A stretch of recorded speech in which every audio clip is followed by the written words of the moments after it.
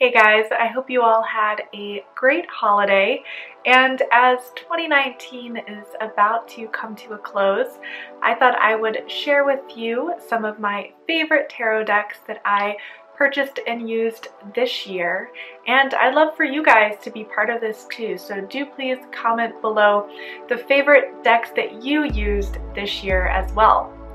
So I have 4 different decks to show you today, and before I jump into it, I just want to give a big welcome to anyone new here. I post weekly videos about tarot, paganism, and magic, and a big welcome back for my returning subscribers. So let's jump right into it.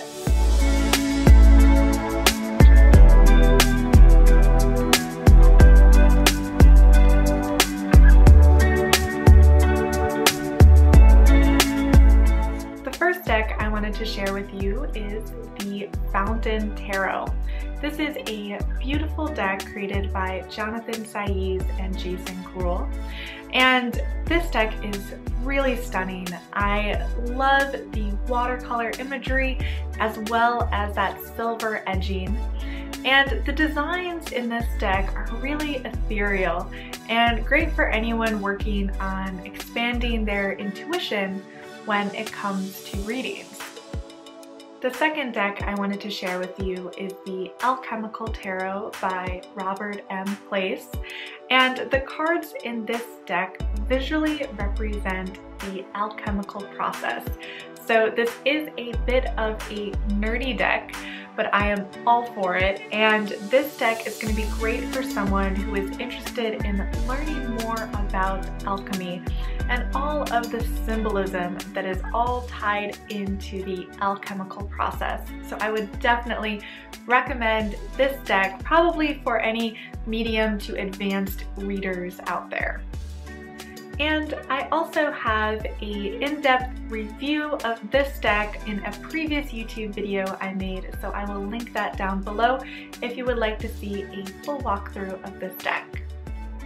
The next deck I wanted to share with you is the Ethereal Visions Tarot, and this is by Matt Hughes, and this is in an Art Nouveau style. It really reminds me of the artist Alphonse Mucha, and I was lucky enough to visit the Mucha Museum back when I lived in Prague.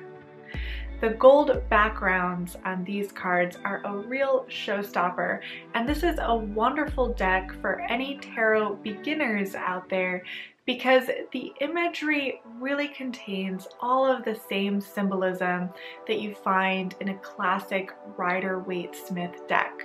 So if you are learning how to read tarot with the Rider-Waite-Smith deck, this is going to be a great deck that you can add to your collection because it's going to contain a lot of that same symbolism. The last deck that I wanted to share with you is a bit of a wild card. This is the Maya Mineo Tarot, and this is a deck that I found when I was visiting Japan back in April. And I love to discover unique decks when I travel, and this one is really stunning. I love the gold and black aesthetic as well as the anime style illustrations for this deck.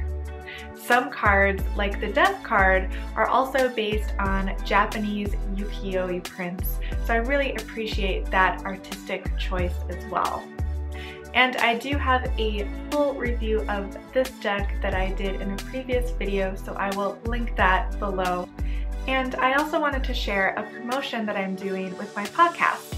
My podcast is a weekly tarot and astrology show.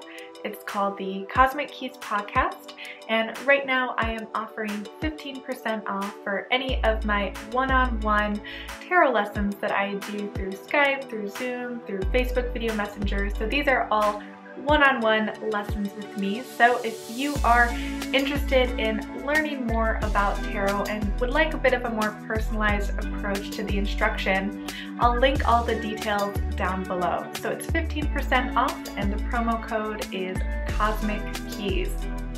So I really hope you enjoyed this video, and of course I really want to see which decks were your favorite this year. So don't forget to comment that down below, and I will see you next week. Bye!